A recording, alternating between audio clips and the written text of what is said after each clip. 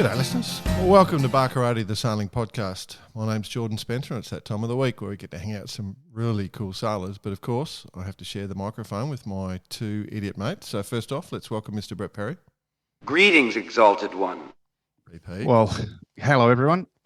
Just when you thought it was getting a little bit sort of bland in the world of sailing, this week happens. Hey, golly gosh. I mean, we're obviously... golly gosh. There you go. Love it. Shout out to Mum on that one. Yeah, we'll run with golly gosh. But it's a lot to talk about this week, isn't there? There is, mate. There is. It's going to be interesting. So let's bring in the other bloke. He had a voice that could make a wolverine purr. Mr. Nick Bice. Golly gosh, gents, you're looking good. Golly gosh. I'm tickled pink that we are able to join each other on this particular show. I'm feeling tickety-boo. Tickety-boo, yeah. You love a bit of tickety-boo. I do.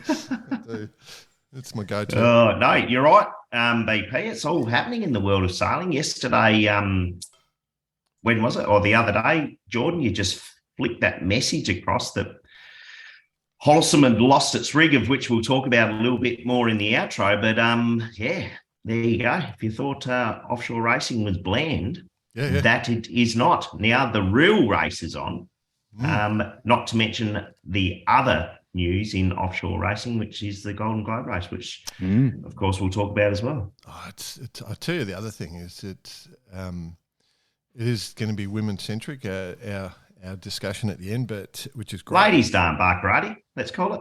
Hey? Ladies' Day on Barkarati. Except the funny thing is with our guest this week, the irony is that we recorded this one a week and a half ago because... Who did we record it? We're joking. How's our continuity going? and our guest was one of the team members of Holcim PRB, so it happened. The interview happened before the mast drop, so we can't. It's going to sound a bit weird that we didn't talk about it, but So Holcim, that's a nice little heads up, because we're trying to get ourselves organised in this little jaunt of ours called Barkarati the Sailing Podcast, and get some interviews in the bank, and then this goes and happens.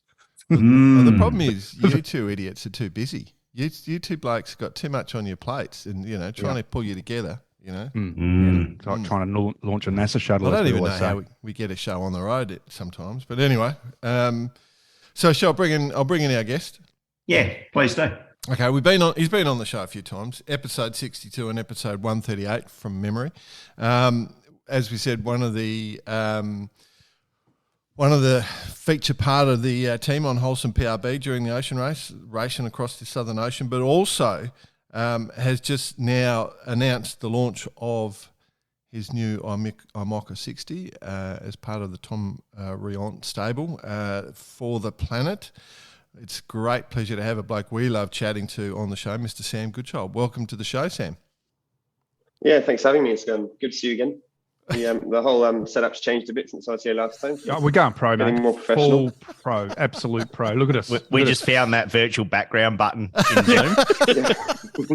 Well, no, I've gone out and bought a green screen. Yeah. Oh, yeah. I still want to emphasise, you idiots, that 99.99% of the people listening to this show listen to it. They don't look at it. So for those not getting it... hey, it's not all about them, Yeah. It's about us. There's like 80 people on YouTube going, I get the joke.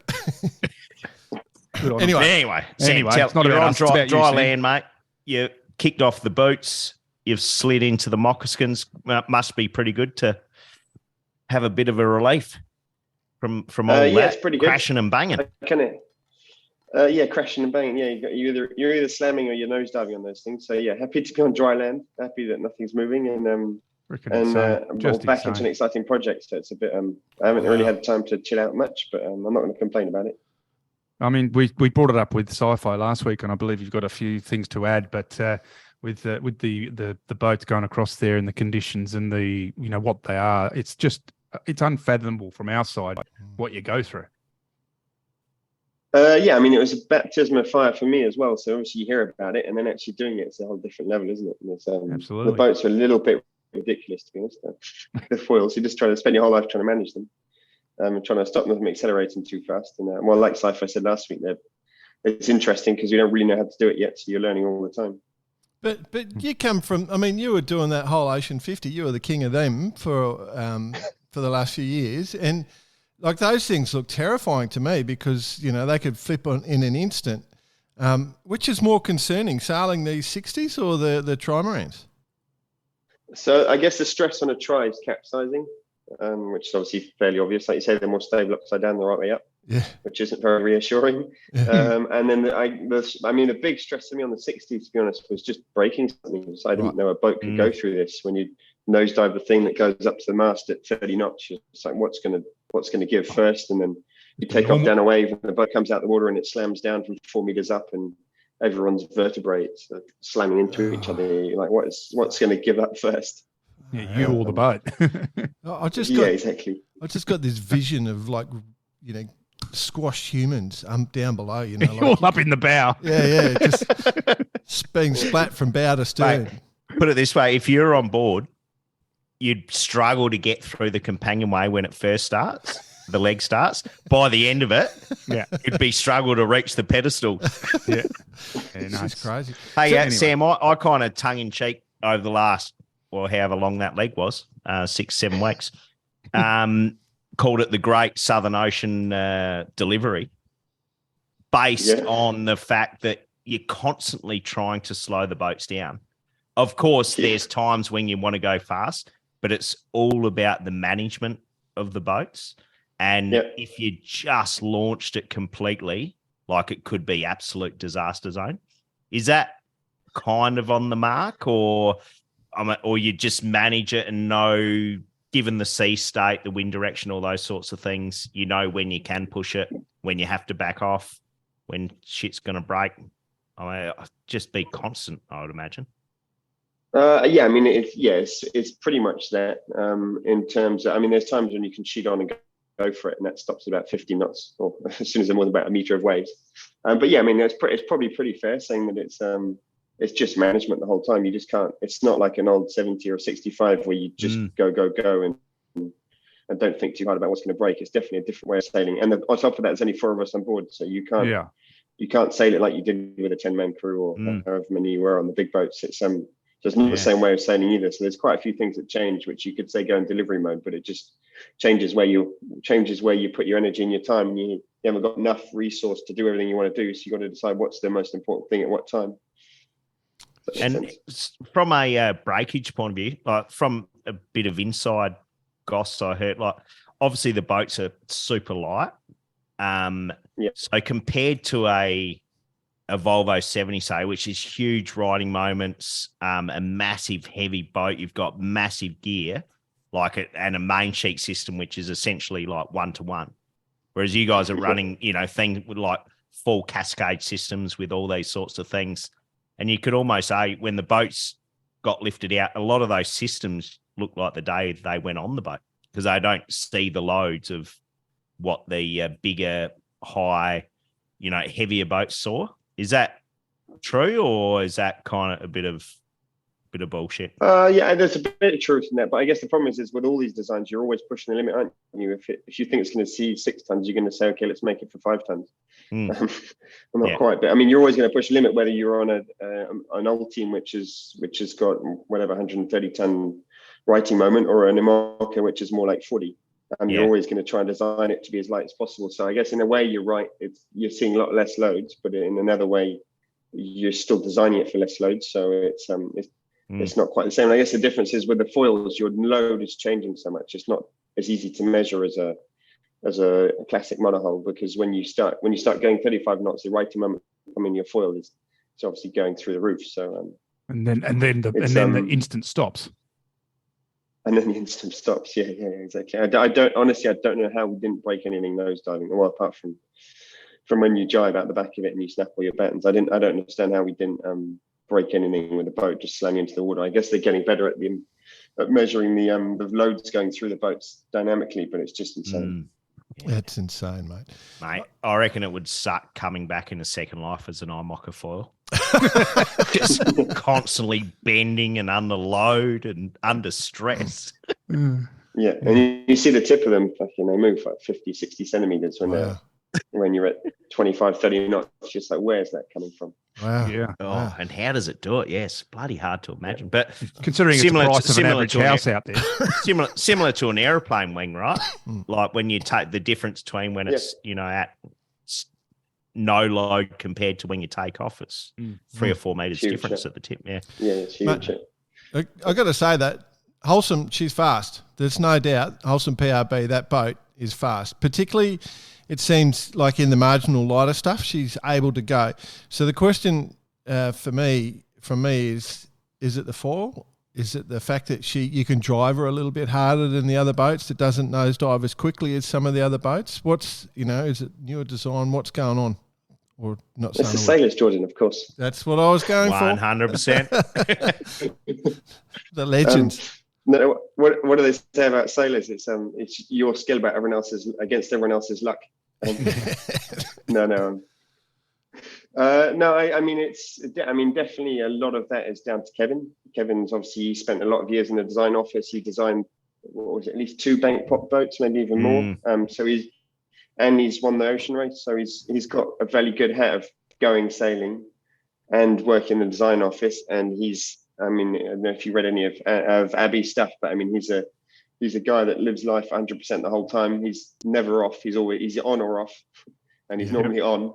Yeah. And he's got an intensity and an eye for detail and a desire for everything to be perfect. But to be honest, the fact the boat arrived in one piece, the fact the boat goes so fast is in a large part down to him. Testament to him, yeah. So the boat was put in the water last year, and it's fairly similar to the 11th hour boat with a few modifications. So the bow's a bit different, the position of the keel and the foil's a bit different. The foil's not quite the same. So there's a few mods which is good. But I mean, definitely a lot of the design and the performance of the boat is pushed and driven by Kevin. Have you sailed with him before? Hats off to him. Have you sailed with First him before? time. So you spent that whole time in very, very close quarters, and now you're obviously, as we'll allude to a little bit later on the show, we'll go into what your plans are. He's done a lot of sailing in the IMOCAs, and did you get much time to chat about what's going on? Kevin's someone he's always, like I said, he's always on. He's always kind of chatting and talking, and he's a good communicator and he's a good driver of people, to pull the whole crew up, especially if someone's down, even if someone's not down, just to pull the whole crew up. Honestly, I admire him for it. And yes, you have a lot of time to talk, and he talks what he's thinking as well, whether it's good or bad, whether it's how to go faster, whether it's what he's thinking, obviously more foil, less foil, whatever it is, he's always talking. So you kind of helps everyone to be on the same page if you speak the same language. I've got this vision of Kevin. Like you're racing, you've come off out of Cape Town, you're zooming along. Okay, we'll just take a little bit of foil off here. That jib's looking good, blah, blah, blah. That's where my boat sunk. Pull on some main. It was just sort of boom, straight into the middle of the conversation and continued, that's how without a thought, you think. No emotion. Yeah, we actually went a couple miles, not far from where his boat did actually sink in flat water and calm sea, so it's all good. But yeah, we chatted a bit about that. He's got some good stories, the Kevin. He's had a few interesting experiences between breaking the Jules Verne record, spending a week in the Pacific on Jean Le Cam's Vendee Globe after being rescued by him. He's got a few good stories, that's for sure. Did he kind of put his hand? Oh, this is close to where we sung. I think I dropped a bit of cheese over the side. He's got a GPS position on the map, so you don't forget it. Don't worry. I love it. And his girlfriend, how did you get on with her? His girlfriend, she was, until the last 3 days, she left us alone, to be honest, and then she perked up and gave us a nightmare. She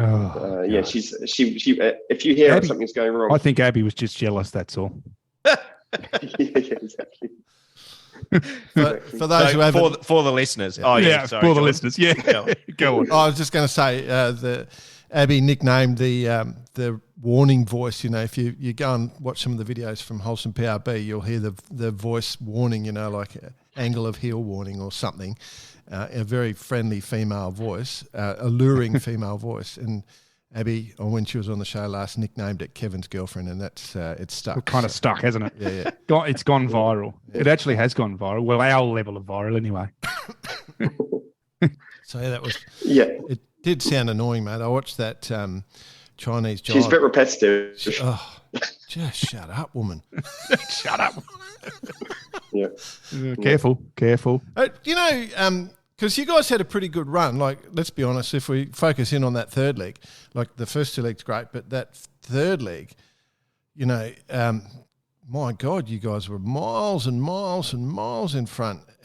Did you just at some stage guess, oh, well, this is run and done, we're good? Did you ever get to that stage or not? No, I mean, in the Southern Ocean, and we saw it on the last One Day Globe, it either goes two ways. Either you break to the next system and you get away, or you slam into a wall of no wind and you all end up together again. And it ended up the second one. Yep. Where we're very happy and where we can have put the pressure on was to at least get the points at the scoring gate, at least make this break count for something. And so we're pretty happy to got that one behind us. But it's a shame we couldn't have kept it to the end, but at least it made the rest of the race a bit more interesting. What are your thoughts? Really would have been in delivery mode by sea. I must admit, I was a little bit disappointed. I was hoping for a bit more of a left-hand turn from not only you guys, but the rest of the fleet, because I did have a brisket running up at my joint in Adelaide. Yeah, he's pretty angry. Thought we could have got a few people to drop in, but as it turned out, no such luck, I'm afraid. You all went for the scoring gate, believe it or not. Don't know about that. So I guess no one really expected that before the race started, did they? I didn't. Well, maybe when we do it again, we'll just go a bit more planned and go a bit further south on the barge, mate. Yeah, correct. Mate, can't expect these guys to go off then. No, that's right. They're focused pros. Like, you're racing across the bottom of, you go to the most remote part of the planet. You're miles and miles and miles away from everyone, except for the fact that all of you are right next to each other. So that was one good thing. But, like, say going up the mast in the Southern Ocean, where you're doing your checks. Is that, like, much more nerve-wracking than just if you're doing it across the Atlantic or something like that? For me, the bit that's nerve-wracking is when you start getting to big seas and big winds, because that's when you're like, well, if something happens now, it helps a long way away.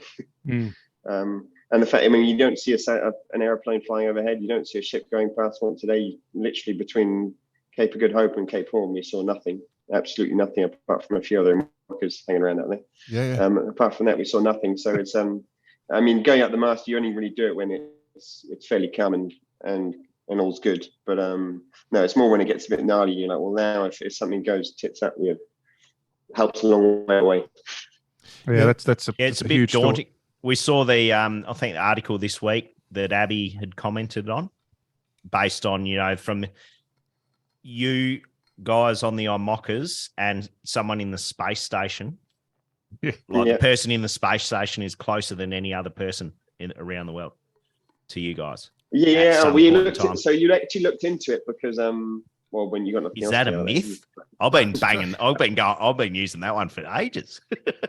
No, it's true. But actually, there's quite a few places in the world you're closer to the space station than you are to the land, because it's not that far away. Yeah, it's not that far away. No. Go on. No, I was just saying. I think there's a few places in the Atlantic and the Pacific, not only Point Nemo, but it's only 300,000 or 400,000 miles, 300 or 400 miles away. Like, it's not actually that far. Yeah. But I don't want to spoil the myth, but the myth is true. Jordan mythically lives like that every day. Yeah. I wish you guys would get closer to me. I feel as though I'm on this space station. Hey, one of the cool things about that leg was that speed run. So you guys did just under 600 miles in 24 hours. Tell us about that.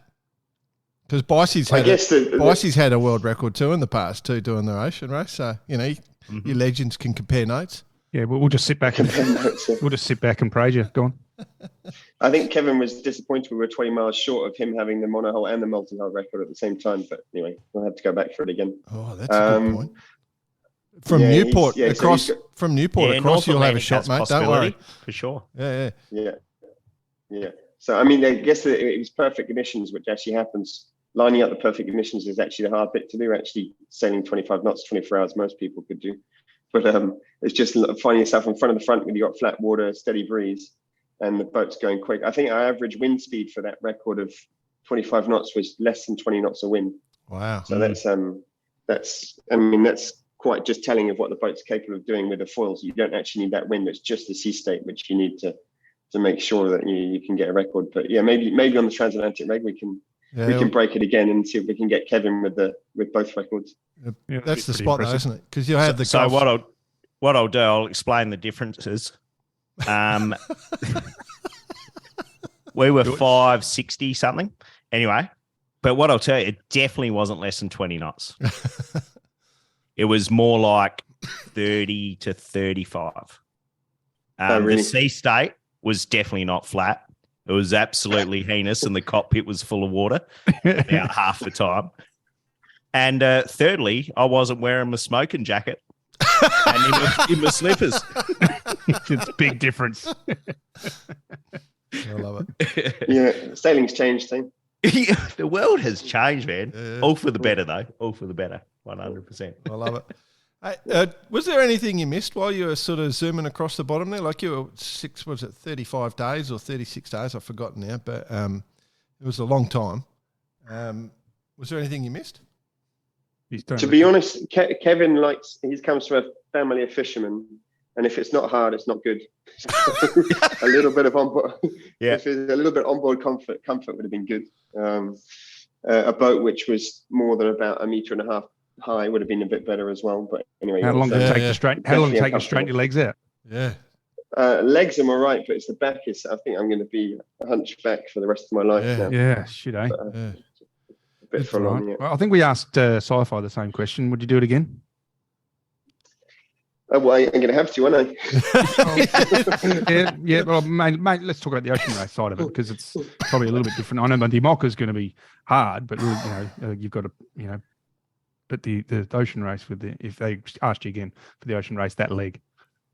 Yeah, for sure. I mean, definitely. I mean, I like a challenge. I mean, you learn a lot of things on doing something like that. To think, next time we could do this better. We could do this better. You could do this better. You could go back with a lot more things to make it go better, whether it's comfort, whether it's speed, whether it's how to make the boat go. And so, yeah, I mean, definitely, I definitely go back. I mean, I haven't done seven ocean races like Sci-Fi's done, so I've got a little bit more to learn. But do you think there's an element of for those long offshore legs, the first 2 or 3 days is always difficult, the last 2 or 3 days is always difficult, and then that middle section, whether it's 5, 10, 15, in this case 30, kind of blends a little bit into one?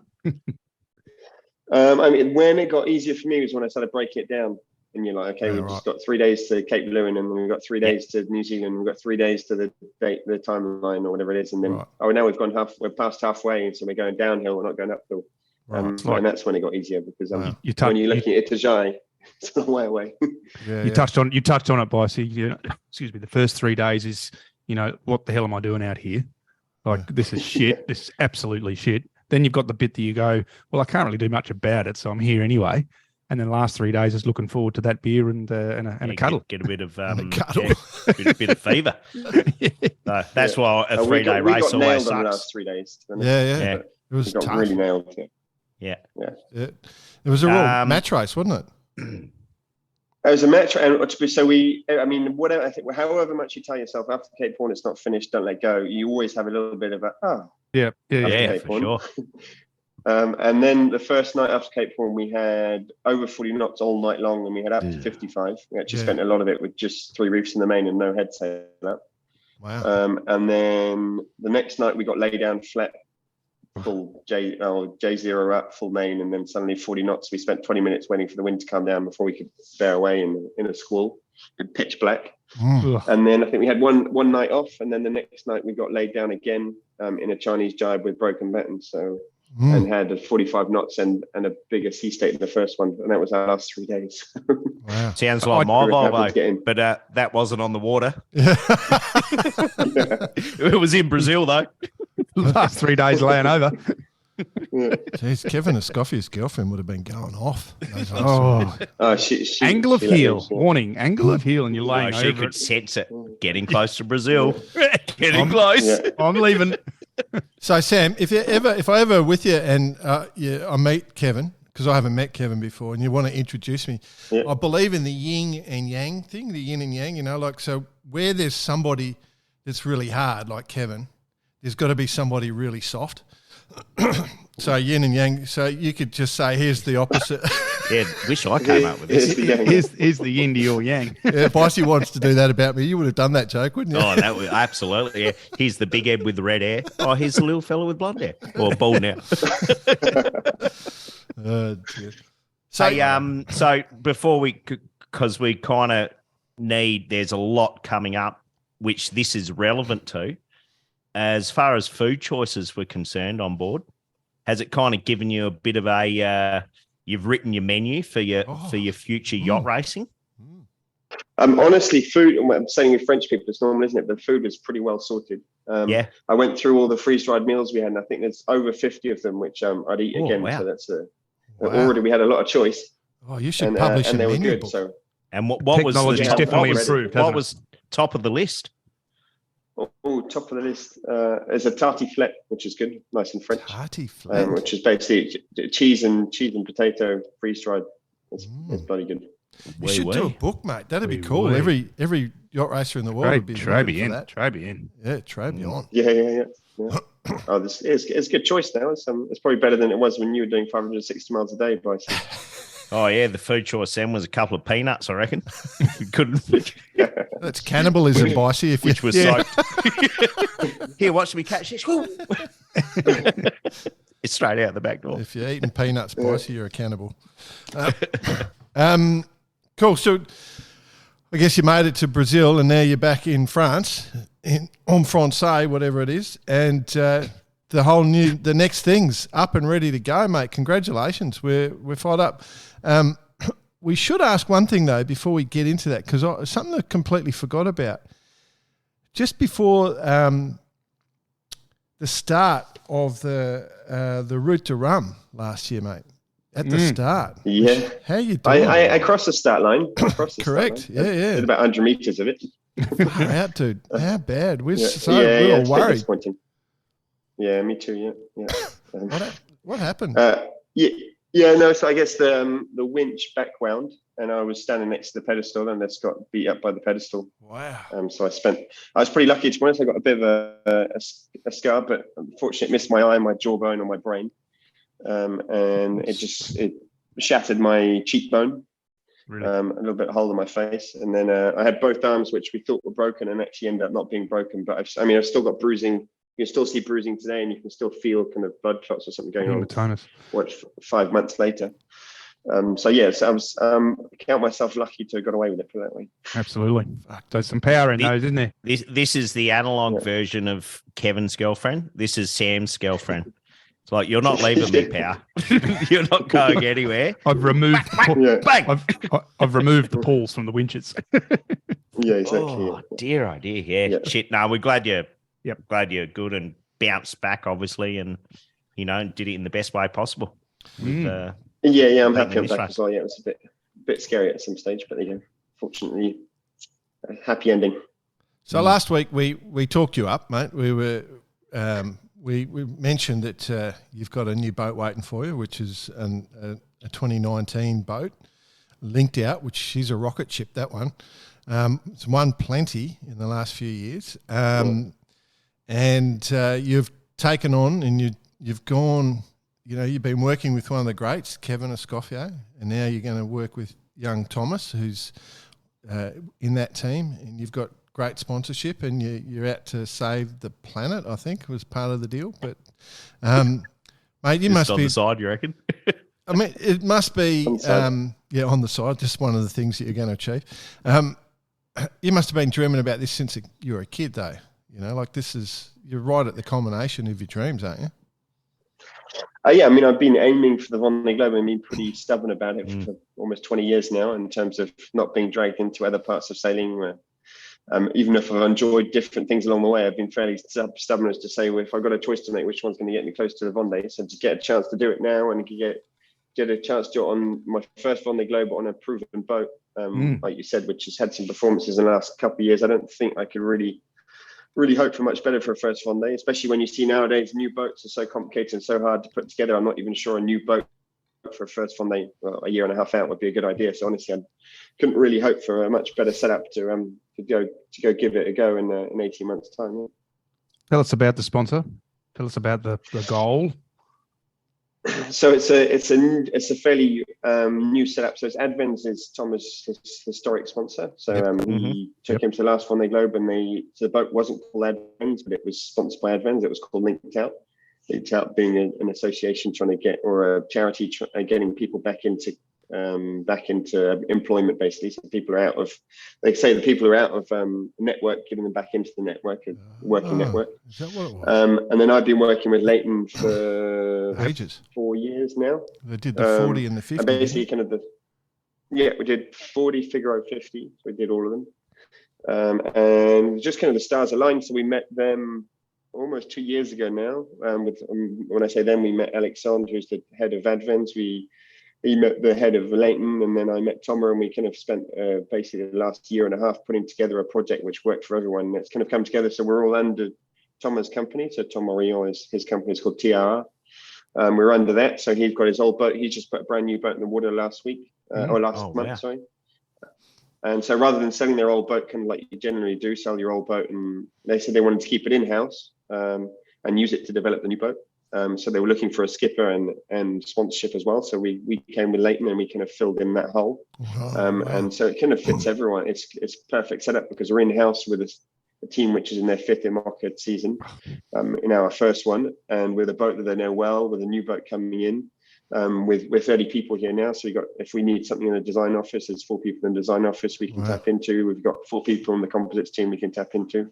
So it's a pretty dream setup, and not to mention all the experience which is in house. It's a pretty good way of kind of fast tracking a few of the first early years, really. Absolutely, the data and the future data is going to be awesome too.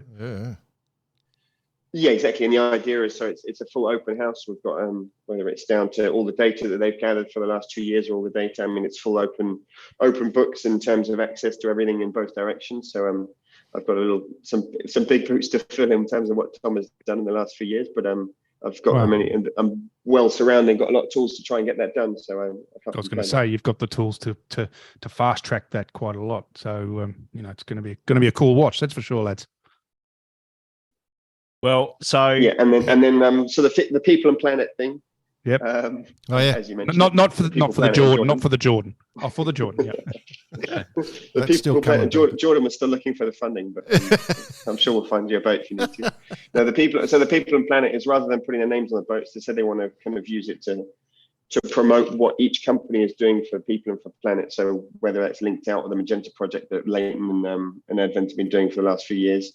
And the idea is a few technological things, and really on the business side of things, not unnecessarily with walking around with reusable water bottles and we're taking the plane less, but really trying to make a change from the business side of things where there's a lot more potential impact, as opposed to just each person on an individual level. So there's a project that's being created at the moment, but it's the desire is to try and do things, or make sure we're doing something which is having an impact that goes further than just individuals and our little world of sailing, most importantly. Wow, that's a big goal. It's interesting because you completely went blank there. I had a really good discussion. I threw you off. Threw me off. No, I was going to say, actually, I remember exactly what I was going to say. Joining TRR, like you have, there's a lot of advantages, but one of it is that you don't have a lot of the stresses that you would have if you're trying to hold your whole team together, like you're walking, you can focus on sailing a lot more is what I'm trying to get to. Yeah, it's definitely a bit of change in this whole IMOCA world in the last few years, as it's gone from a Mike Golding, who's Mike Golding Racing, and everyone works for Mike Golding, or an Alex Thompson, or a John LeCam, or a Michel Desjouet, and it's got into more of a professional sports vibe, I guess, where you've got a team and they're looking for a sailor. And I guess the advantage is I don't have to look at any of the management stuff, any of the human relations or the human resources stuff. I'm just here to go sailing. I guess the disadvantage is if I do a bad job, they'll send me home tomorrow and they'll find someone else to take my spots. Right. It goes both ways. But I mean, yeah, definitely I mean, I don't feel like I might be fired tomorrow, but it's definitely it's good to be able to just turn up and be like, look, I'll go do the ocean race while you're on refit, and when I come back, we'll go sailing, and that everything else is going to go well along the way. Yeah. It's a good point you just mentioned. So, That, if you don't perform, you're out. But I think that there's going to be an element of the fact that you don't have to worry about going and opening the book up and worrying about where the next dollar's coming from. You don't have to worry about, oh shit, I've got to do a rig check. Pull the rig out next week, or I've got to remove all of the rudder bearings. You're not thinking about that sort of stuff. Yeah, exactly. I mean, as part of the sport, and when you go on the globe, you need to know your boat. So on the technical side of things, I don't need to do the refit. But I'll definitely be following people, get involved, getting them to explain to me how it works, get involved. But no, if I'm not here, the project's been running for 4 months now, and I haven't spent a day here. So, wow. It turns without me, and that's, if you look at Formula One, I guess, which is what the drivers do, it's the same sort of setup. So it's definitely got some benefits. Wow. That's the aim. Wow, what a position to be in. Awesome, man. All right. Speaking of being here, where is here and what's the infrastructure like? And give us this is almost a 3-banger, and a day in the life of Sam at the moment at the base. So right now we're in Lorient, France, where most of these projects are. Of course, yeah. The boats are on the dock. We're actually in a building now which is rented off the old mod 70 setup. So we the TRR are building a new building which is designed for this. So with 2 spots with 3 stories of offices and two hangars for 2 boats to work together with workshops around. So it's a pretty cool setup that's being built. At the moment, because we've gone from 15 people to 30 people, there's not really enough space. But so I'm currently in a little 20-foot container which is insulated, fortunately, but it's my office. And your bed's up in the corner. And the bed's up in the corner. Yeah. Be careful, mate. Somebody will pour. No, we got a. It hit me. Sorry. Yeah. I was just going to say, be careful. Somebody will pour concrete over it, and you'll be concreted in. Get a bomb shelter. Yeah. I'll end up on a crane swinging around. I thought this one was empty. So the building's enough to get. You could get an IMOCA in, and then everyone works around it, and there's a composites area, a rigging area, or a storage area, and then there's offices on both sides. We're in 20-foot containers, and over there they're in a concrete building. But it's a pretty dream setup. Not unlike Team Bar Karate's plans, boys. Pretty much, just pour concrete over us. So are you just to continue Bicey's question? Just refocus back on that. Like, what are you doing on a daily basis? Like, what's your, because you're not far from starting a race, is what I'm aware of. So at the moment, the boat went in the border on Monday. The crew spent yesterday getting all the rig set up, the rig tuned done, boat set up, the sails. They're battening up the mainsail in front of me now. All the sails are going on this afternoon. We're missing one foil, so we didn't get the time to go in with that. So that'll go in this afternoon, and then if all goes to plan tomorrow afternoon, we'll go for a shakedown sail. Friday we'll go for a bit of a longer sail to test, make sure everything's going all right. And then in 2.5 weeks, we've got our first 1,000-mile race, which is it's called a Bermuda 1,000-mile race. There's 13 boats entered or something. Yep. Oh, wow. So it's not a very big fleet, but for me, it's pretty good just to go get stuck in a bit. It's the off year when the IMOCA world's pretty much double-handed for everything, because you've got, as you say, the Bermudes. I think the Transact Jacques Vabre, I think, is this year in October, and then Fast Stent in August, and the Defy Azimuth September, and everything's double-handed. So, who are you sailing with? I get there in a couple of months' time. Haven't announced it yet, BP. Oh shit! Sorry, Sam. Yet to be announced. But Sam, a bit of advice: don't forget to change the batteries in your head torch. If you just think that last 36 days they might have gone a little bit flat. So make sure you and it'd be spewing if they just ran out of battery on the first night of the Bermuda 1000. Damn it! Make sure you take those old undies out of the bag from the last leg. Oh God. Yeah. I found them the other day. They were pretty smelly. Yeah. How were they? They were just off on their own. Were they just wandering around the park? I tucked them in my boots, thinking that'd be a good idea, and then I lost my baggage. They sat in my boots for a week, and I think I'd have to wash my boots. What did your boots say about that? Yeah, we're not doing a shoey. Don't do a shoey, all right? No, don't do a shoey. That's our goal now. We're going to get that one happening. Look out, Sam. And then we just back to the program, Jordan. We've got a single-handed Transat at the back at the end of the year as well. Yep. And actually, like the whole Clara situation, which I guess you followed, there's a big situation around qualifying. Yeah. And so basically basically we find ourselves in quite a lot of pressure to finish the Jacques Vabre and sail that single-handed race back. Otherwise, I don't qualify for the Vendee Globe. Because that was a question that came up actually in chatting. I was talking to Scott Shaw about that as well, and he asked the question about your situation.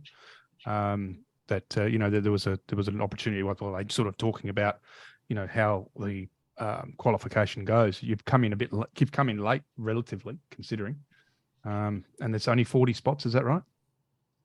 Yeah, so it's a bit complicated. Yeah, there's 40 spots basically, and if it's over registered, then they do it with the number of miles raced in the IMOCA, which is doing the ocean race is a good thing. Yeah, okay.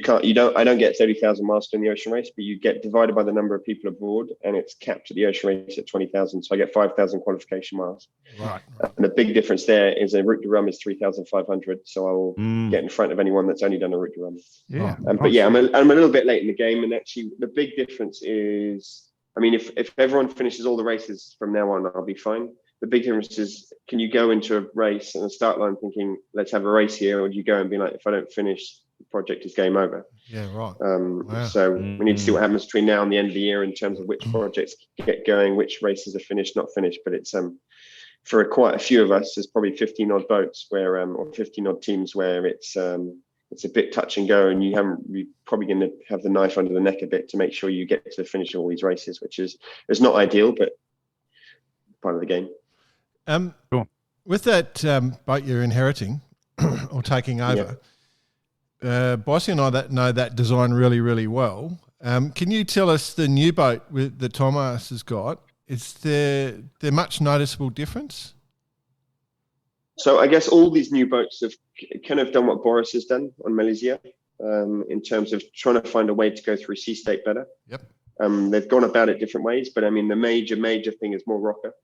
Because all these Vendee boats, whether it's our boat, which was the Super 60 mold, or whether it was or whether it's 11th Hour or Holcim, they're all and even the 1K one is even more extreme. They're all pretty flat underneath it, which means they struggle to go through waves. And so basically, I mean, you could just put a massive rocker in, and the boat would be much easier, but a lot slower in medium conditions. They've all gone about it different ways in terms of trying to find the right balance. So I mean, Chiral and Boris has gone for big flat bows, kind of like the minis have gone, and these guys have gone a little bit more. I mean, almost like the boat behind you, Jordan, with a bit more of a flare on the bows, kind of like soft a red entry. Yeah. What was the one? Did I see a picture the other day of a boat? Yeah, I did see that. Almost had a bit of almost a leaf, a teardrop, or a I don't know how to explain it. A couple of gum leaves. Yeah, but basically, it kind of had the center line and almost a concave leading out to basically that chine. Yeah, exactly. So that's the same. There's two boats built there. So they're an Antoine Koch design, and so there's Thomas' boat, and then there's Johan Richom's boat, Arkea Paprec, which come out the same mold, and they've got this kind of a wave piercing down, if you like, in a way. Gumtree leaf, we'll call it. Just a set of concaves. Yeah, in the bow. Gumtree leaf. Yeah. She's. It's interesting, isn't it? Like all that sort of the design and the development. And the thing that was interesting that I was thinking a lot about the IMOCA boats and the different designs, because it's basically a box rule and it's moving to sort of certain directions, and there's always changes. And I was trying to think how to explain our sport to other people. And, like when you look at a TP52, for example, the TPs have all gone to a certain direction, right? But they look completely different to our IMOCA boat. Where they're a fast boat and the IMOCA's a fast boat. And you're trying to explain that different boats are set up for different things, and the IMOCA boats, obviously, just to go around the ocean, stay in front of weather systems. But it's funny how our sport is really defined by what you do in the sport. I think that's the important thing to understand. Yeah, what you do and what the rules are. Where the Americans Cup have gone, where they've gone with these monohulls with the rules, which has pushed them that way. Like, I don't think there was a lot of criticism not that long ago as to should we be trying to foil a monohulls? It's not going to work. And now look where we are now. It's amazing. So the rules push you in a certain way, don't you? And I guess you discover new things when you push it a bit. It's a good one, like for the rule makers, right? To actually not only change the boats to see what we're doing now, and we just saw Team New Zealand this week spent 4 hours in honking Northley or whatever it was on Hauraki Golf just blaring around like in the 72, right? And a few years ago, that was unimaginable. Yeah. But imagine we can put that to something even better. And I think we spoke to Phil a little bit about this, Phil Sharp, in the sense that turn the rules into making something really a differential, e.g., you must get around the world with no fossil fuels. At the moment, the incentive isn't there to actually do it. Yeah, but if you actually made it a rule, you're going to find the solution, right? Yeah, and then you get more trickle down. Yeah. So in that particular area. Oh, Sam's fallen asleep. That was such a boring question. I've heard this before. That was such a boring question, Vice. He fell asleep on you. You got, am I back, guys? Yeah, you're back. Oh, yeah, play it that way. Well done. Sorry to wake up, mate. I've done it again. It's an interesting point you make, Vice, because we actually had the discussion. Keep going, Sam. You might have to turn your video off, my friend. Not potential in it. I'm not sure why the internet's gone bad. It's all right. We'll just mark down. Can you guys hear me okay? Yeah, good. Yeah. We can hear you. We'll mark the time and we'll just start talking from the question. What was the question again? Oh, enough. I forget. No, you didn't. No, you were talking about by putting it in the rules, then the development happens. So you were talking about, no diesel power. Yeah. Yeah, I mean, it goes down to everything, doesn't it? You can, I mean, today it's designers in all these classes putting in millions and millions of energy into making stiffer carbon and bigger foils and trying to make you go faster. If you can design into a rule a way of having less impact on the environment, whether it's a carbon cap of your project and saying that you can't go above a certain carbon cap, then you can say, oh, maybe we'll put a hemp deck on the boat and we could have bigger foils or an electric engine, and then we could have a longer boat. I don't know. I'm going off on one now, but it's definitely intelligent ways of, rather than spending all the time and energy and resources that we put into trying to make faster boats, which all we really want is boats which are similar speed to have good racing. If you put that into having a less impact or working on technology which could reduce the impact, and especially if it's a technology which could be upscaled into other markets like shipping and cargoes and things. And I mean, that's when you could start talking seriously about having a big difference in our world, isn't it? If you could, in the cup, they could do the same thing. In our world, we could do the same thing. And I guess the difficult question now is measuring a carbon cap. But if you could make all these design teams work on something a bit more progressive and positive, then there's definitely a lot of potential around this. Oh, that's easy. You guys are already doing it, right? So it's the amount of miles divided by the sailors times by the amount of carbon. It's pretty simple. Yeah, exactly. But I mean, there's definitely, with all the information we're getting out of the 11th hour and the studies they're doing, I mean, the knowledge is getting closer and closer to be able to do something which keeps good racing and can have an impact. So I think we're not far off it, and there's definitely the desire for it around sailing nowadays, isn't there? So I think in the next months, if not years, we're definitely going to see some fairly radical changes which might change the sort of design office you have. Yeah, I'm super excited to see what happens with Phil's hydrogen powered thing. I think that's going to be a really cool thing. We know that there's the technology there, but it's still yet to be proven. So looking forward to that. Yeah. What about for you, Sam? What race do you most look forward to? Is it like the Fastnet, or is it around the world, or what one are you getting most excited about? I can get a bit philosophical on you, Jordan, but after my Route de Rhum accident, one thing I've learned is make the best of what you got, because it can change pretty quickly. Wow. And not to put all your weight on one race. I mean, we spent 2 years getting ready for the Route de Rhum as our pinnacle event, try and go for that. Yeah. It was going to be amazing, and I did 100 meters and ended up in hospital. So good point. I'm gonna enjoy the 1,000-mile race in the next couple of weeks, and then try and enjoy the Fastnet. And if we make it to the Vendee Global, enjoy that as well. So it's a little bit not quite the answer you were looking for, but it was it's a good answer. It stops you in your tracks. Yeah, it's a good answer. It's probably a message to Bicey and BP not to take me for granted, really. Enjoy Jordan while you've got him. Yeah. Oh God. I only thought about it the other day, Jordan. What about if you were like match racing someone, who's the the person that you least want to be match racing to beat out? Someone that you like the most, that you're going, oh, geez, I really want to see them do really well. Is there someone you just really want to see do well in the fleet? I'm assuming you love everyone, but just some person. In our class, you mean?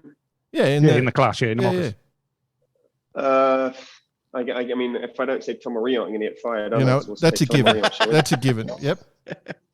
But outside your team, okay, that's a given. But that you guys want to do well. So there's honestly, Kevin, he's had a huge impact. I've just kind of looked at the way he runs a project, looked at the energy he puts in, looked at the perfection he wants out of the people that work around him. I mean, he's definitely up there as to someone. I think he deserves it. He works hard on it, and it's by no means lazy. So if he gets a good result, it's definitely because he's worked hard. And if we made it to Tajai with a boat in one of the best conditions or the least problems anyway out of everyone, it's a very large part thanks to him. So I admire his way of doing things and try and learn off him. And so for your sponsors, like for the Advents Leighton partnership that's going on here, is success winning for them, or is success the achieving those environmental and social goals that they've set? Both. I mean, definitely from their side of things. And even for me, I mean, I'm sailing around the boat saying for the planet now. If in 2 years' time everyone's like, yeah, great, Sam, nice story, but you've done nothing, it's going to be a bit embarrassing as well. So to be honest, we're all pretty motivated to make sure it. And saying I want to win races, that goes without saying, doesn't it? But I mean, everyone enjoys winning. Winning definitely is a positive feeling for everyone, whether it's a sponsor or a sailing team, and just in terms of not just communicating for communicating, actually doing something with positive impact, that everyone's keen on trying to make both work, basically. Yeah, very interesting. I think that's kind of one of the big ones now, right? There's a lot of campaigns going on and within the environment attached to it. But now's kind of the time to step it up in reality. Yeah. And that's pretty clearly what you guys are doing, guys and girls, well, the whole team basically. So it's a pretty good story in itself, which is something to be, and like you say, in a couple of years' time, on the other foot, when they say, hey, Sam, what a great job you guys did with that whole story, that'll be something to be pretty proud of. Yeah, and I mean, everyone's going about it different ways as well, aren't they? There's Phil that's going down the hydrogen route, which would be really interesting. We're starting hydrogen engines, and you can get hydrogen out in the sea, then we're all going to be a pretty happy place, aren't we? And Boris, who's much more down the education route and working with kids and working with education and the ocean race as well. So I mean, everyone's going about it differently, and you can have impacts in a different way. But definitely, the game has got to be upped if we want to keep a positive image. Really. I do have to say, I know some people will accuse some of this stuff as greenwashing, but in reality, the sailing world's like hands-on and do we've seen so many of these things actually come to fruition and change at a global level the way things are done. And so, anyone that's a skeptic out there, then probably investigate a little bit closer, because it actually genuinely creates change, these programs. And so, and we've seen it right in front of our eyes, and we've seen it happen. So, it's something our sport should be proud of, in all honesty. Yeah, and it's also really easy to point fingers and pick holes in what people are doing, isn't it? Because nothing we do is perfect. No, of course not. So, I mean, it's really easy to, look, they're developing hydrogen boats, but they're flying around the world with their carbon machines. It's just greenwashing. But I mean, if you don't go via somewhere, you're not going to get anywhere, aren't you? So I think we need to stop pointing fingers and saying, oh, look, that's bad, it's not as good as they're trying to sell it to be, and actually try and be a bit more positive about it and get everyone on board, and you can make the impact go even further. So I definitely agree with you. Yeah, cool. I think we're just about up for time here, mate. We love talking to you, as you know, and we'd just have you on every week if we could. But that'd get boring. Don't worry about it. No. Well, we're super excited for this opportunity for you, mate. I think all of us, when we heard, we're just like, oh, you beauty, this is fantastic. And I think the only other thing I'd say is I reckon half the fleet, well, 98% of the fleet are going to be shitting their pants now. Hopefully that'd be a good good way of it planning out, wouldn't it? But no, it was good chatting to you guys. Thanks for having me, and anytime, it'd be a pleasure. Yeah, no, keep a close eye on it and keep us all updated. So, what's best for everyone to follow? Just TRR racing, is it? Or So via your socials? All the communication is through my socials now, or mine and Thomas' socials, depending on each project, of which if it involves both projects, it will be on both things. And if it's just me, then it'll be on my socials. So Sam Goodchild Sam. Pleasure to get involved and share any information about the French world of sailing as an Englishman in L'Orient. Yeah, it's a different. They should write songs about that. No, that's different. No, Sam, awesome, mate. Love having you on the show, and looking forward to all the updates. Cool. Cheers, guys. Yeah. good Thanks, on mate. you, mate. Well done. Yeah.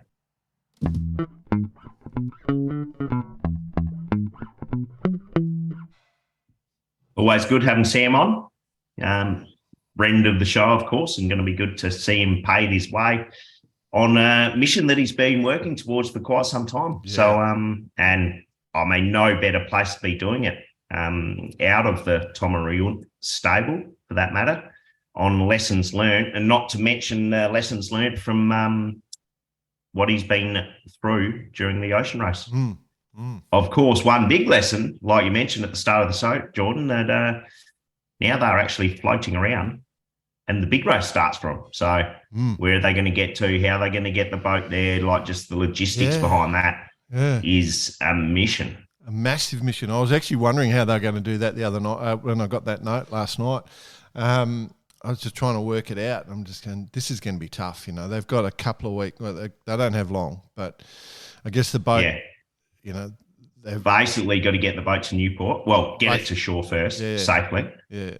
Get it to Newport, ship it would be I'm guessing that's what's going to happen. Offload it at great expense to management, one would believe. Drop the new stick in and off they go across the Atlantic and break the 24-hour record. Well, I think we might as well continue this conversation. So for Holcim PRB, you know, with the dropping of the rig. So the first question is before we do. I know we recorded this. Obviously, the interview with Sam before it happened. Do you think that maybe he thought that he had to go and do something else for this leg anyway?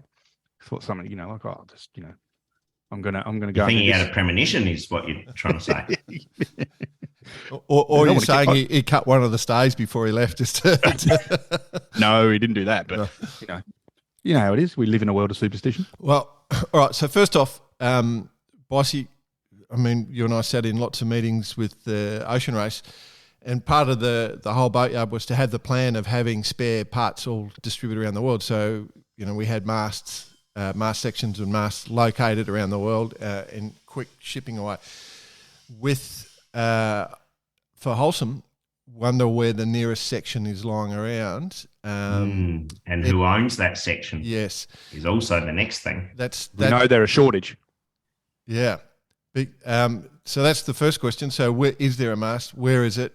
And the good thing is it's a one design component on the boat. So, you know, it's not like they have to create specific masts and build it up.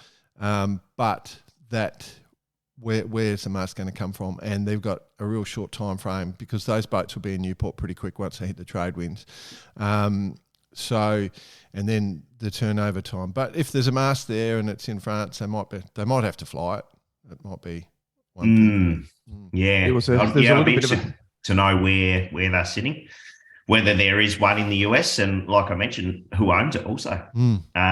Word has it the 11th hour had a spare rig, but everyone else is waiting for a rig. Yeah, so you wouldn't be sharing. There's no way you'd be sharing. I mean, the risk is high. Too high, especially that Atlantic crossing. Like if you're Charlie and Mark, that's, you know, you'd probably be difficult to say no, but it's the right answer is to say no. But anyway, yeah. So did you see the little update this morning about what they believe had happened, Jordan? No, I didn't. Go for it. J2 swivel apparently has failed. Oh, and that's the mast not unusual. and the mast fell over backwards. So obviously it was the only thing in the air. So as we've already discussed about this, Didn't that happen? Did I see a video that the mast is completely gone? Yeah, it's a photo. The photo? Yeah, it's no mark. Yeah, they had to get rid of it. We published it, Boss. I just flew back in from the helicopter shot. Yeah, Baccarati. You look good sitting on top of a drone, actually, just dodging the rotors. It's a big drone, but he had a little helmet on. So a big helmet. So, excuse me. So, two of the things that we mentioned going into the race is with the 60s was, excluding the consumables like tearing sails and damaging rudders is unexpected. But the two areas that we knew that IMOCAs had risk was the slamming area. Mm-hmm. Okay. And I think, Bicey, this is all you basically discussed this. And then we discussed that the breaking point is the rig as well, because they're overloaded. But if you're right, BP, in saying it was a J2 swivel going, that's not really a rig failure. Yeah, it's not as though it's an overloaded thing. Like it's a bit of equipment failure. Yeah. One would imagine. So, shit, one of those things, like it happens. And unfortunately, it happens at not very convenient times. No, absolutely. But, gee, it's a shame because that boat was looking pretty dominant. That's offshore yacht racing. That's offshore yacht racing. That's exactly right, BP. Exactly. That's why we love it. It hurts sometimes to say it. Best of luck to the. But what I will say though, and best of luck for the shore crew who will be fully engaged in all of this. At the time, it seems like the biggest ball ache in the world. But by the race end, the boat will be back on the water. There'll be a new rig in it. Somehow it's going to happen. They'll continue in the race. And you'll look back at it at the end of the race and go, actually, that was the best part of the race in the sense of what you have to do, both physically, logistically, and, at a global sense as well. And that's what really brings teams together. Yep. It won't happen overnight, but it will happen. Fine now, but earlier. You should write ads. For the non-Aussies. Never catch on. For the non-Aussies, that's an old ad that used to be on TV in Australia, and it's become part of the vernacular here in Australia. All right, let's go into other news. On the club events, heads up the Auckland Fiji race 2023 is not far from getting underway. So for all the entrants in that, I think it's kind of more of a cruising thing. Almost a rally, but it kicks off in just over a month's time. So there will be a bunch of racing boats as well. But starting on the 3rd of June, 1 o'clock start in Auckland. So that'll be a bit of fun for everyone. But Auckland to Fiji, just thought we'd give that a little bit of a plug. Giacomo, the Volvo 70, looks like she's entered. So I might do it. Hey? I might go and do it. Yeah. I'll have an X2 there. I might go and do that. Yeah, that's big news, breaking news. BP, that's I thought you were referring to your virtual boat that's still sailing around the world. It must be. I don't even know where that is, mate. Bring it in. I don't even know where I am with that one. I love it, mate. Anyway, move on. Our mate Xavier Dyer, he's remember we 155. Yep, from memory. Yep. Off the top of your head. Yeah. He's definitely got one thing. He's got persistence and. There's no doubt about it. He's just a big happy bloke, Zave, and he's going to try and do his quick lap around Australia. He was going to go on Saturday, and I was going to do a yacht race out of where he was starting on Saturday. So I would have been there. I was going to jump on the race. So I would have been there for Zave and been able to cheer him. But he's delayed his start till May the 4th. 4th, Thursday, Yep, so Star Wars Day. May the 4th. May the 4th be with you. May the 4th be with you. Yeah. That's quite timing, isn't it, really? Looking at my Baccarati Star Wars theme. No, it's not a Star Wars theme shirt, BP. Oh, no, it's not a Star Wars theme shirt. It's a Baccarati space style theme. Space style Baccarati logo.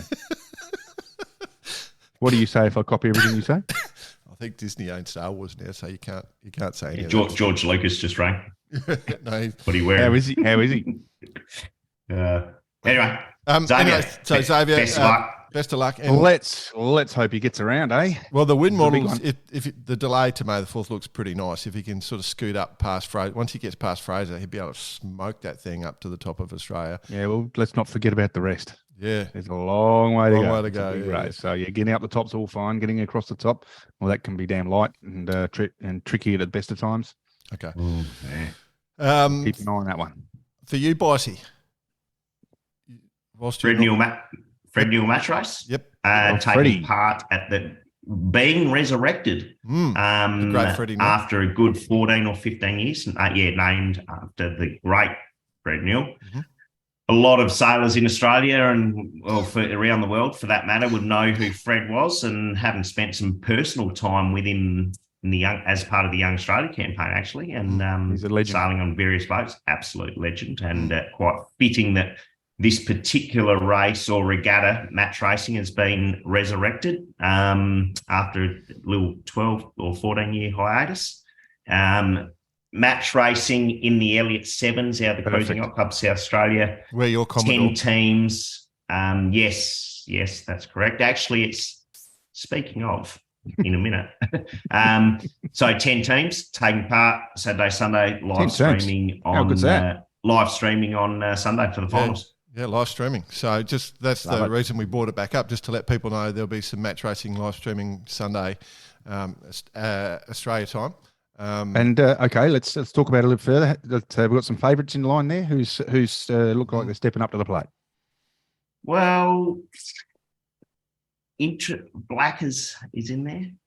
So that's not going to be bad. I mean, let's face it, match racing hasn't been on the cards for quite some time, particularly in this state. Yeah. So that will be the interesting bit. Any interstate visitors, or is it all the South Australian? No, they're all the South Australians, which is great for all the clubs to be involved. Absolutely. And all the individuals. So as for a fave, yeah. I'm going to expect a phone call this week before Saturday. Friday. So no, they're not going to call. I could have given them some tips, but I've got a bit of expert coaching. Yeah.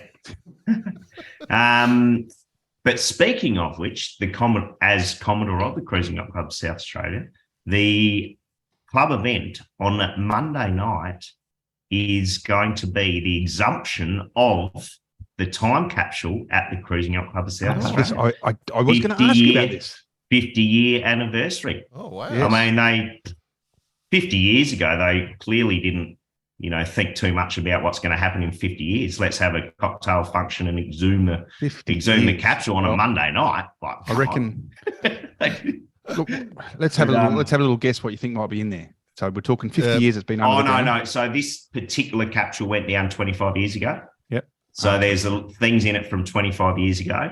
I believe the floppy disk is in there. Oh dear. Floppy disk. Yeah, a floppy disk. What you would 25 years. Well, that takes us to 98. Video camera. A pair of short shorts. A whole bunch of other things. So the plan is pull it out of the ground, get out all the articles in there, and there'll be a bit of commentary on all those particular articles from people who are around at that particular time. With apparently CC, the club cat's in there. Oh, I was just going to say, I'm feeling old, boss. I remember CC. I was sailing at bloody Cruising Yacht Club South Australia in 1987. I thought about it. Yeah, well, there you go. Early bells. I wonder if they've put me in the container and they're going to put me in. Some of you. So, club event. Wouldn't have fit all of you in there. Yeah, just a part of my head. Yeah, good luck with that. Port Stephens is underway now. Which is a huge regatta. It's a good one. So, and are you racing this weekend with that, Bice? Is that what we're talking? Recording? Well, I must admit, there is a TP regatta up in Port Stephens, and I'm watching all the stuff on socials about Sail Port Stephens, and I'm like, shit, have we missed it? Yeah. It goes on and on. It's a big event. There's lots of so next weekend is that as the third stage of the TP Gold Cup on the East Coast. Segment business will be up there along with I think what do we have, 10 in Newcastle, so probably be similar numbers, I would suggest. Cool. All right, let's move on. So let's get to the Jack Lloyd Listener of the Week. Right. So many emails from Etchell sailors about this schmozzle that's going on. So a young a female. I don't know if she was young or I don't know who it is, but female competitor. The competitor from the actual Worlds wrote a piece on Scuttlebutt and made some comments about being harassed, and it's caused some consternation across the Etchells class and all sorts of things. And then our mates in Anarchy just put their Anarchy spin on it. Must be hard being that bloke, I tell you. Just be perpetually angry all the time. I don't get it. But anyway, yeah. So, any thoughts? Are we even able to talk about this? Given it's in the public forum, right? Yeah. But are we qualified to talk about it? I think we need to look at this from a point of view of where and what Bar Karate stands for. I mean, Bar Karate is based on pathways, is based on the love of sailing, male, female, inclusion, everyone. And that's what we promote and push. Now, this particular topic, although it's it's age old. I mean, it's what do you say other than it's age old? It's just not. It's come to the fore in this situation, and good on her for standing up. She wants to be a part of a scene as a sailor, as a respected person, and that's what she's asking for. And unfortunately, there's a few that still, let's say in apostrophes, live in the dark ages, and it's happened. And so, I think it goes on not just in sailing. I think it's worldwide, and I think it's sort of getting more and more noticed. Look, at the end of the day, that behaviour, not only in this day and age, but ever, is unacceptable, right? Yeah. And especially in the sport that we love and that we actually represent and talk about and try and promote, to actually hear about this is, it's pretty, it's not good at all. I mean, as a sailor and as an Etchells sailor in particular, I put, and let's go back to the regatta in South Australia, Bicey. You're there during the week. Your shorts and T-shirts, you're covered in zinc cream, you're on the water all day, you come off the water, you do a bit of bar karate and have a beer. You're chatting away to everyone. It doesn't matter male or female. And that's how it is. But then it changes when they go to this presentation, apparently. So that's the part that sort of still stands out as this is still going on, and it does have to stop. We'll put it this way, for the listeners, there's plenty of commentary out there on it. You can form your own views. Yeah. So I don't think there'll be too many people out there who disagree with this competitor and think that anything like that's acceptable. So yeah, there have been quite a range of responses. So obviously, you guys make some great points, and I guess the underlying gut feel for us all is that we just want it to be fun for women. We want it to be fun for everyone. To attract more women to the sport, as opposed to culturally deter. Culturally, with this whole, the tradition is a man asks a woman out, which it should be both ways, in my opinion. So, and I guess some people are just shit at it. Is what I would say. Some people are don't have the right approach. You're saying a pretty piss poor approach. And probably are. They probably are full of bit of piss. Yeah. So, what the class has put a response out there, which I'm not going to read. You guys can all look that up. But the author, the person that wrote the article, said if you really cared about increasing women's participation in sailing, and I think she's addressing the Etchells class, then you would actually respect us as people, not just as sailors. And I truly appreciate all the men who do respect us and support us. You are thankfully the majority. To the good guys, please help us put the creeps in their places. Yeah. So we're there for that. It sounds like there was some other commentary that a lot of the people that were at the event, they witnessed it and they know who it is. I mean, or who they are, if there is a they. But it's one of those things, isn't it? It's such a how do you sort of handle it? What do you do? I mean, sanctions, suspensions, all that sort of stuff. You'd think something has to be done. What can be done? No, yeah. I think as individuals and as males in the sport, it's our responsibility to pull some of your mates up for that sort of behaviour at the end of the day. One of the people that we got a heap of emails,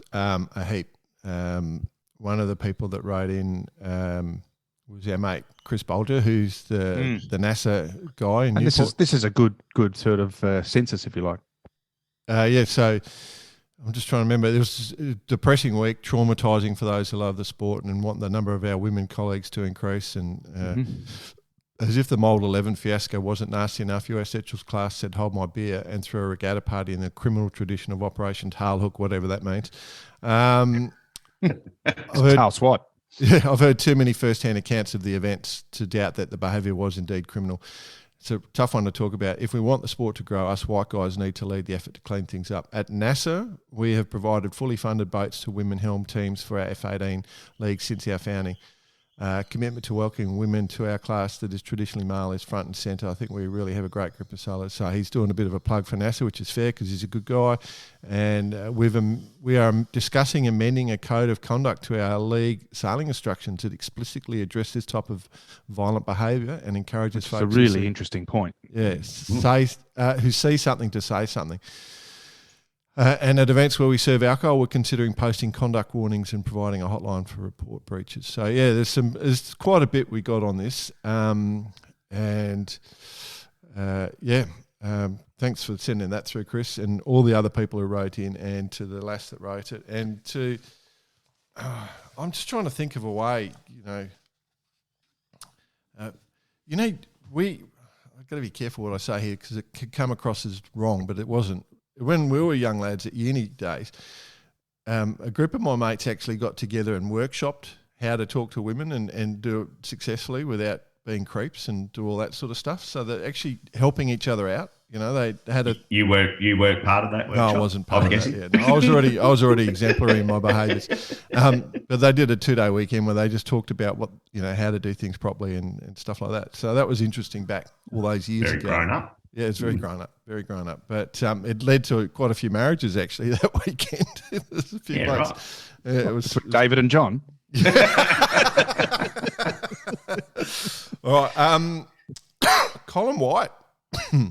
Well, while we're on the Etchells theme, I was going to do exactly what you just said. On a lighter note, yeah, let us do this. This last week, our good friend of the show, Jody Shields, said, "Have you got the audio for this, Jordan?" I might have. I'll give it a go.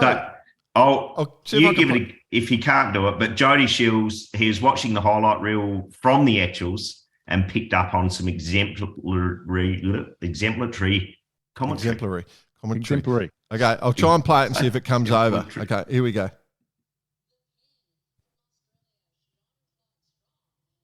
Negative. No, it's not coming through. All right, I'll give it a crack. The pen from Australia, Jean-Claude Strong from Woolloomooloo. Now, can I? Let's just listen to that one more time. The pen from Australia, Jean-Claude Strong from Woolloomooloo. New South Wales. Where's that place? Where's she? Where's Woolloomooloo? Where is Jean-Claude from? Well, I've got to say it's Woolloomooloo, and her sailing club is probably Woollahra, and the CYC of Australia. Woolloomooloo is what she's trying to get out of her mouth, and she ended up with that poor commentator. It's so hard doing, and it's not fair to laugh. Even as an Aussie, absolutely it is. The first time you drive past that sign in Sydney, just as you're heading into Woolloomooloo, you do have a bit of a chuckle. Well, it's not too different to Mooloolaba. Yeah, no, that's good. That is good. Anything with two double O's and two double L's is really. So I'm going to award Listener of the Week to Jody straight away, and that new Ambita folding arm awning that you're going to buy, you'll get the appropriate discounts. Thanks, Josh. I think he just fired something else through as well. About Kristen Neushofer. Save that when we talk about Golden Globe race. Before we move on to our Colin White email, Jean-Claude Strong obviously is a very respected female sailor here in Australia. Absolutely. Sails with One Savage Armin and Sam Newton. And here's a perfect example of I guess, passion and being a part of it. She is so respected in Australian sailing and the world sailing for that matter. And the time and effort she puts in. She's a lovely lady. This is exactly. And this is what it's all about. And this is where, we as sailors, not just male or female, should be aiming at her type of commitment. I mean, it's phenomenal what she does. All right. Yeah. Okay. The next one is Colin White. He sent an email. It worked. I've won our club championship with 2 races to spare. See, it not only works for the big end of the sailing world, but also with old ex-rainbow sailors as well. So this is the Sabre State Champs. What Colin is referring to is the reverse curse. And I'm just going, did we interview Colin on bar karate? So I went hunting for the email, and here is how he tied himself into the reverse curse. I have just started a season in my new Sabre at Mordy Alex Sailing Club in Victoria. My theory, knowing that the anti-curse works, the reverse curse, buddy, works very well for the world champions, I should be able to tap into a small part of its power. With that in mind, I'm going to call on your reverse curse to help me with the club champs. I figured, as I know AIDS, which is Adrian Finglas, and he has been on your show a couple of times, that should give me just enough reverse curse to win. Plus, also being an ex-rainbow sailor, it should be a shoo-in. Well, the power is strong. The power is strong. Appropriate this time of year. Just got this. Maybe we should create a reverse curse dance. Yeah, I've just got this vision of this guy walking up past AIDS right. and sort of rubbing his shoulder on him a bit, touching his boat and rubbing his face. And, Oh, dear. I'm trying to get. What are you doing, man? I'm trying to get some reverse curse, dude. Get the reverse curse rubber. Oh, dear. What have we started? When are the T-shirts coming out, by the way? The reverse curse T-shirts. Yeah, that's a good idea. Yeah, whack that down in the ideas box. Yeah, well, you know what would be another good T-shirt? Windsurfer. You know what would be another good T-shirt? What?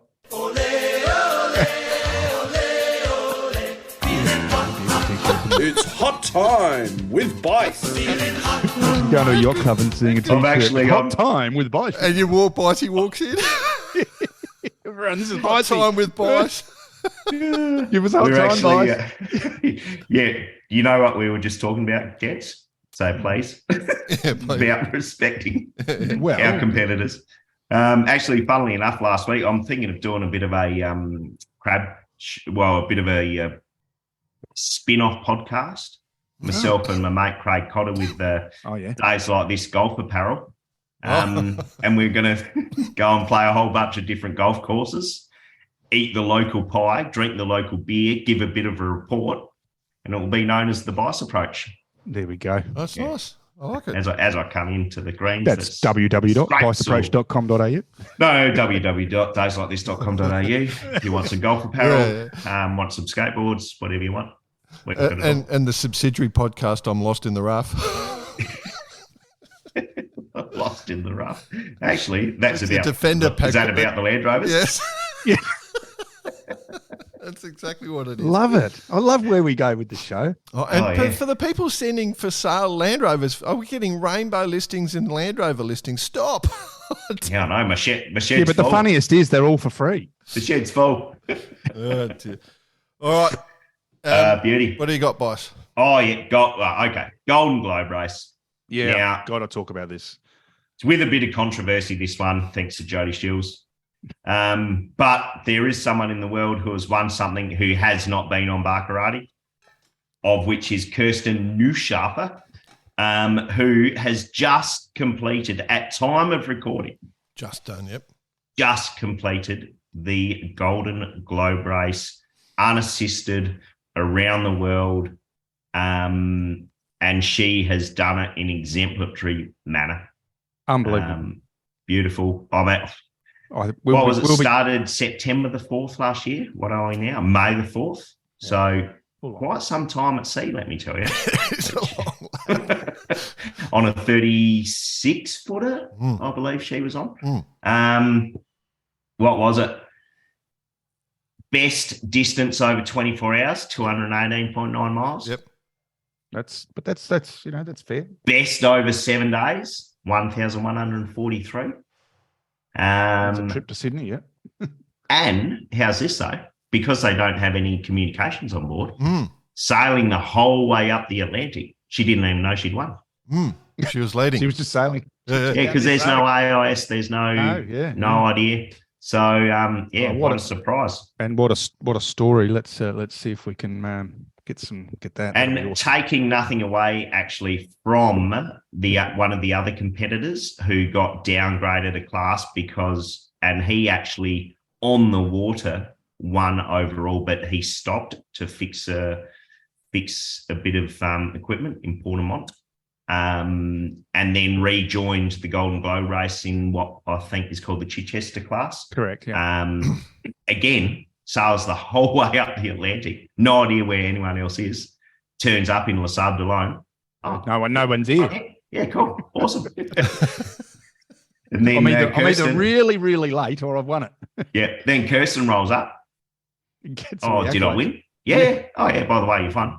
Well done. Yeah. Key to the city. It's one of those things, isn't it? The narrative when I read it this morning was, this guy shouldn't be here, shouldn't be doing this, and he shouldn't have got the accolades, and he didn't win. And I'm going, guys, okay, let's all just chill out. He just sailed around the world. Doesn't matter whether you stop one place or another. And okay, he didn't win the Golden Globe race. Doesn't matter. Yeah. Let's celebrate the fact that some bloke gets off his chair at home and decides to sail around the world. I mean, come on. There you go. So, and not forgetting second over is the Abhilash Tommy, an Indian. This is why we didn't laugh at the lady doing the commentary for the Etchells. What do you mean we didn't laugh? I lost it. Anyway, I hear it again. Who in himself has a pretty amazing story, definitely worth checking out. I think there's a lot of stories in the whole film. Go suss it out. Keeping with the theme of the show, on Ladies' Day for Bar Karate. Oh, yep. Clarice has announced her campaign going forward. And a new sponsor? The new sponsor, La Occitan, Provence. That's a good message. So going into the... Now, talking of the reverse curse, I believe at the particular time when she had the whole parted ways with Bank Pop, the exact commentary from our side was, this is an opportunity someone can grab with both hands and turn it into a good news story, of which both Alex Thompson Racing and L'Occitan Provence have done. So, and congratulations to Clarice to getting back on the start line, and hopefully it all pans out and she's on the start line for the Monday. And on to the reverse curse side of this.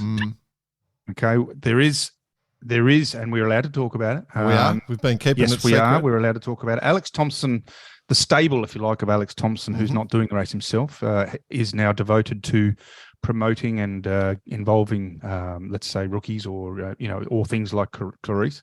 The boat officially has not that she's a rookie. Not that she's a rookie, but different sort of projects and helping out people, which is, I think, is fantastic. Fantastic for someone of Alex's experience to do. The boat actually was bought effectively by Scott Shaw, who has is trying to get into the 2028 IMOCA, who we had on the show. So there we go. There's a little link there. Good luck to Clarice. So because everyone, I guess Alex was receiving a lot of congratulations, but Scotty, the Canadian sailor, actually paid for the boat, and it'll probably, because it is the gun boat that had been for the last few years. I mean, the plan is that he is looking at obviously, using that boat, but I think it still have a lifetime by 2028. If not, a lot of training and then potentially something new, in that period. But the cool part about all this is that there's a pool and a team of people working together. The story of Clarice obviously is quite topical with what we're trying to say here. It's great. It's perfect timing for everything. Was just criminal behaviour that she got dropped by Bank Pop, and man, it chased him out of the class in terms of sponsorship, such a long-term sponsorship, but the justification was unforgivable. Anyway, because she's had a baby. Yeah, no man has ever suffered that. I just don't get that. What, having a baby? Well, that's it. That's just a double standard. Anyway. No, you're right, 100%. But anyway, on with that. The positive is good on her and good luck to everyone involved. And obviously that's a huge thing to watch over the coming years as we watch a new team develop and a bunch of new sailors. She'll smash it. Excellent. The other one I've got on the list, boys, is Hayer. Currently, it'll be finished by the time people are listening to this. And there'll be winners and grinners. And a bit of an insight as to what the Olympic classes are going to be looking like and who's going to be at the top of the list by the time 2024 comes around. It's good times. Good times. Can't wait for the Olympics. God, I can't wait for the Barkarati live commentary from the Olympics. No, that's going to be. Oh, no, I'm definitely not commentating anymore. Oh, why not? Oh, why not? Yeah, people will record what I say and then play it back. Jody will be there. He'll have the whole studio set up, just recording everything, waiting for me to trip up. Oh, I love it. Can you play it again? I love it. Cool. No. Anyway, all good, lads. I don't know. I think it's fantastic in general. Right. The whole week of sailing. It's exciting. There's a lot of things going on. Yep. Here. Yep. So just get out there and get amongst it. All those people. Good luck on the weekend, boss. My race is cancelled. I was going to do. Why is it cancelled? Actually. Oh, the swell. We've got such a huge amount of swell. Like getting in and out of the Gold Coast at the moment. It's a bit dangerous. Have you got waves at Mooloolaba as well then? So definitely the waves. Are you going to try and go out and get the world's longest wave again? Well, I'm going to have to on my ski because my knee's not working, so I can't stand on the surfboard at the moment. Do we need to get a cameraman out there just to make sure we... Well, you could. There'll be about 5 million. You might be able to see it on the webcam. Yeah, the webcam will get you there. Just see like this red dot just flying past. But there goes Jordan not wearing a helmet. It's a long weekend in Queensland as well, so there'll be plenty of action. Everyone will be up here on holiday, so plenty of action. But good luck, and but the wind's dropping out, so it's going to be glassy and huge swell. So it's like a fantasy here for surf. This is a recipe for your world's longest wave. That's it. And but BP, if that note you sent out this morning about our guest, the hardest person in the world to get an interview with, and they want to come on the show. Yep. Wow. Done. Wow. I'm pushing that one. Huge name. That one's insane. It's good to be. I'm going to go back into my little nervous box again with that one, I think. Lock Where's it in, BP gone? Oh, in his nervous box. Yeah. Anyway, we think we're running out of guests. We just keep finding more and more and more. So hopefully you still enjoy the show. And actually, if anyone has any suggestions, by all means, send them in. And it doesn't have to be the top of the sport at all. Anyone I'd with like a good to do story. more cruising stories. I'd love to get into that a little bit. I think we need another whacker though. One of those ones. We haven't had a cat sailor for a while. Yeah, we can. But one of those bloody blokes or ladies and anyone who does those really crazy outlandish stuff. That's what I love them stories. That's just actually, who we do need? The Lisbot. Who's training to do a row across the Atlantic. Yeah. She's finally proved it. The two pirates. She is completely nuts. She is completely nuts. The other rumour going around, 2032 Olympics, the Windings might be in for the 2032 Olympics. So you're training? Word on the street. I should start training. Yeah. And the race course is literally about 400 metres from my house. Well, that's the point. I'm going to be in the Australian team. Of course you guarantee. Have you got a T-shirt yet? I'll make one up. The Barkarati Australian Olympic team. I haven't put my board together yet, so I haven't even got one. Hey, come on, we're rambling on. Yeah, cool. All right, rightio. Thanks, everyone. Shut it down. Have a good one. Bye.